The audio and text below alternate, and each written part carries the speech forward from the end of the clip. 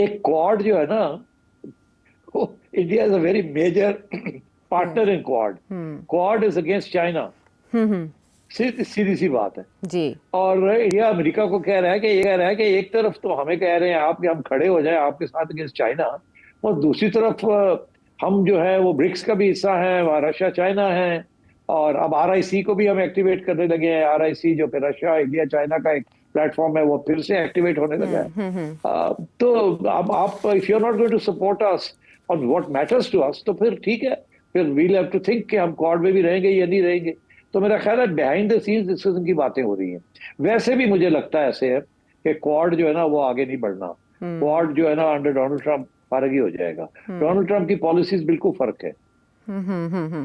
ठीक है, इसीलिए अब जैसे नेटो हमने देखा उस तरह क्वाड के लिए भी पॉलिसीज फर्क है, और कुछ कुछ आपकी बात यूं भी हकीकत बनते दिखाई दे रही है कि क्वाड का जो समिट इंडिया में होना है उन्हीं डेट्स में प्रेसिडेंट डोनाल्ड ट्रंप का विजिट टू ब्रिटेन तय पा चुका है, उनकी तारीखें भी सामने आ चुकी हैं. लेकिन आपने तस्करा किया तो मैं फिर उसी तरफ चलूंगी. आपने कहा कि ये दोबारा से फॉर्मेट एक्टिवेट होने जा रहा है, तो उससे ज्यादा मफादात किसके वाबस्ता है, रशिया के, चाइना के या इंडिया के?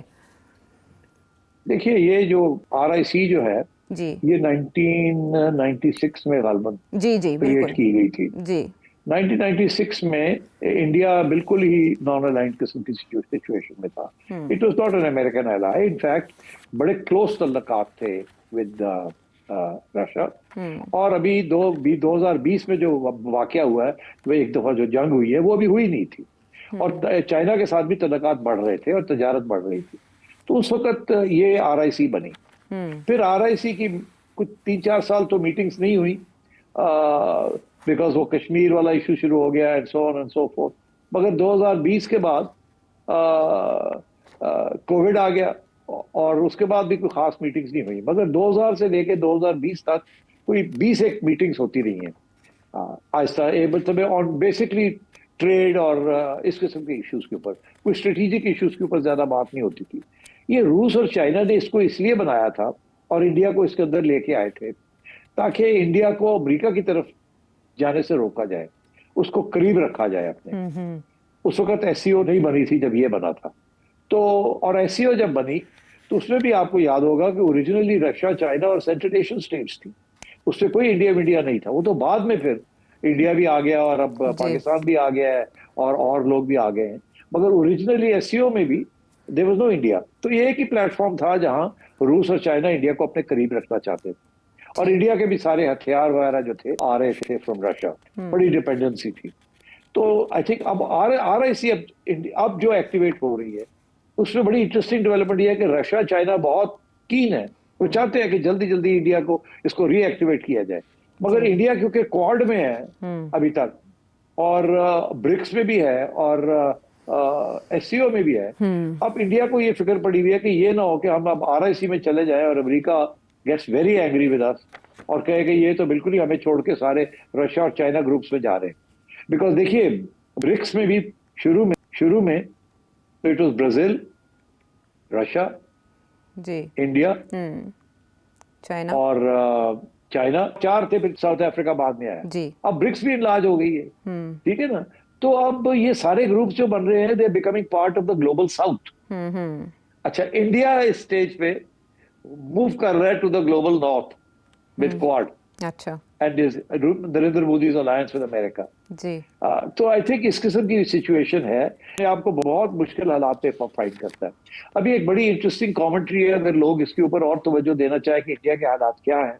मैंने इस पर तबसरा किया है, मगर अभी हाल ही में एक और तबसरा मैंने सुना है जो कि बिल्कुल जो बातें मैं कर रहा था वही बातें वो भी कर रहे हैं, और वो ज्यादा डिटेल में बात कर रहे हैं. अपना सौरी साहब, वो उनका भी एक आया वीडियो, और वो उसके ऊपर भी बता रहे हैं कि इंडिया की जो फॉरेन पॉलिसी है बिल्कुल इस वक्त स्क्रूड है, और उसको समझ नहीं आ रही इंडिया को कि जाना इधर है या उधर जाना, एंड सो ऑन. तो ये that is what the relevance of RIC is. इसलिए चाइना और रशिया बहुत कीन है कि इंडिया वापस आए और इसको एक्टिवेट किया जाए.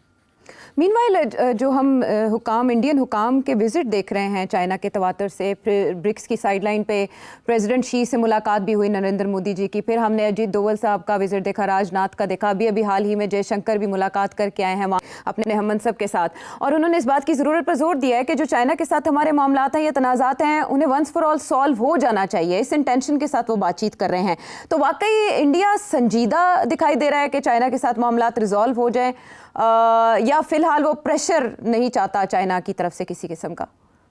वो प्रेशर नहीं चाहता चाइना की तरफ से। इंडिया के जो मामलात हैं विद चाइना वेरी सीरियस।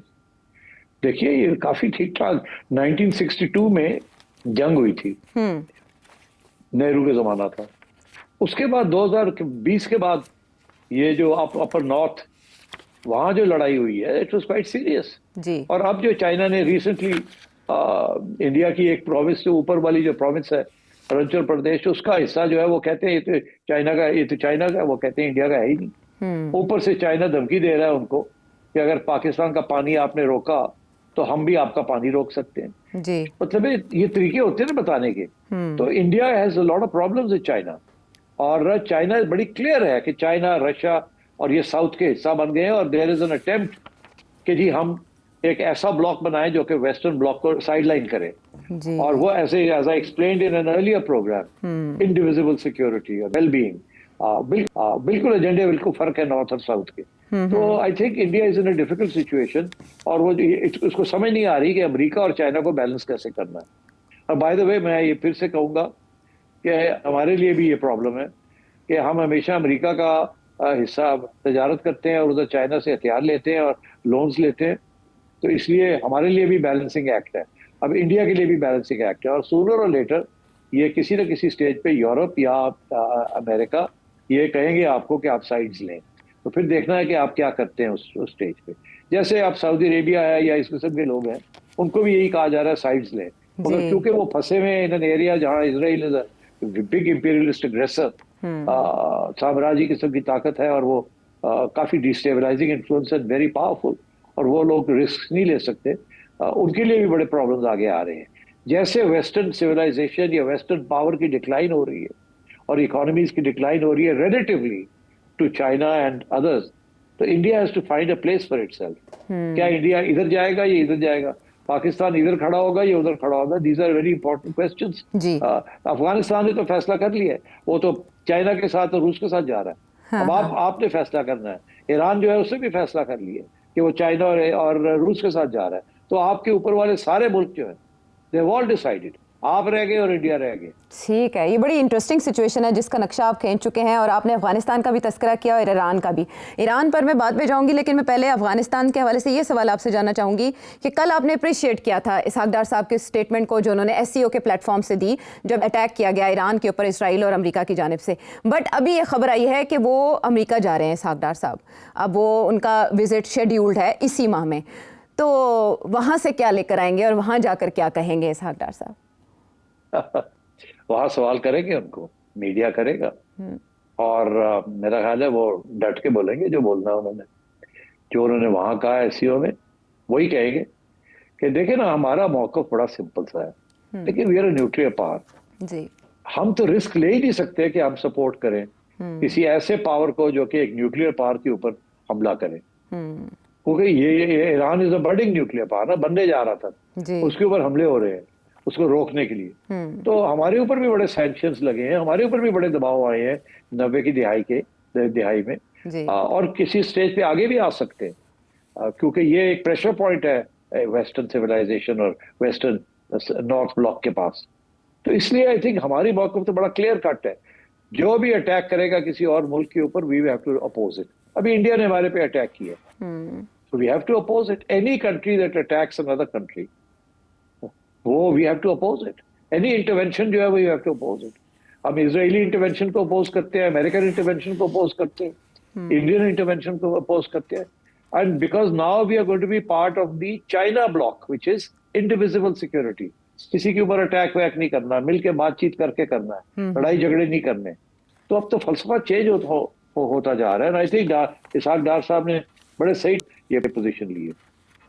अच्छा, जो पोजीशन पाकिस्तानी वजारत ख़ारजा ने ली है, महकमा ख़ारजा के तर्जुमान ने ली है अबाउट अमेरिका का जो एक स्टेटमेंट सामने आया है कि पाकिस्तान में ईरानी सफ़ीर मोस्ट वांटेड शख्सियत हैं अमेरिका के लिए, लेकिन पाकिस्तान ने उन्हें इंतहाई काबिल एहतराम शख्सियत करार दे दिया है और उनके ऊपर जो एतराज़ात आयद किए हैं उन्हें रिजेक्ट कर दिया है। सेठ साहब, ये क्या मामला है?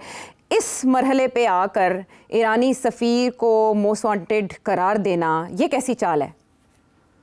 ये टिपिकल अमेरिकन प्रेशर है, both on Iran and on Pakistan. और मेरा ख्याल है बड़ा अच्छा मौक़िफ़ लिया है पाकिस्तान के फॉरेन ऑफिस ने और इसाक डार साहब ने कि वो एक सफ़ीर है of a friendly country that is the victim of an aggression. और कोई एविडेंस आपने प्रेजेंट नहीं की और आप किसी को टेररिस्ट बना रहे हैं। इन एनी केस ये मसला पाकिस्तान का नहीं है, ये is between Iran and America. अगर ईरान यहाँ एक एम्बेसडर भेजते हैं और हम उसको एक्सेप्ट करते हैं, that's the end of the matter. हमारे और कोई तीसरा मुल्क हमें नहीं कह सकता कि फलाने को निकालें या फलाने को रखें। This is between Iran and Pakistan, full stop. असल में ऐसा है कि अल्बानिया से इससे पहले जिन 3 शख्सियात के नाम इसमें शामिल किए गए हैं, अल्बानिया से उनमें से एक शख्सियत को बेदखल किया जा चुका है, वो वहाँ सफ़ीर थे। और आपको पता है कि पाकिस्तान की हिस्ट्री में मुल्ला ज़ईफ़ जो अफ़गानी सफ़ीर है, उनका वाक़या भी याद है। और अभी हाल ही में हमने एबी गेट अटैक के एक मुजरिम को भी अमेरिका के हवाले किया, शरीफुल्लाह। सो इसको जहन में रखते हुए बहुत से भारत में बात ये की जा रही है कि पर्सोना नॉन ग्रेटा करार दिया जा सकता है या ईरान इन सफ़ीर को वापस बुला सकता है। क्या ऐसा भी होगा? पाकिस्तान दबाव में आ सकता है? मैं समझता हूँ पाकिस्तान कभी भी पर्सोना नॉन ग्राटा नहीं करेगा। अलबत्ता ईरान अगर उसको विड्रॉ करना चाहे तो पाकिस्तान रोकेगा नहीं, उसको कहेगा हाँ आपका एम्बेसडर है, आप बुलाना चाहे बुला लें।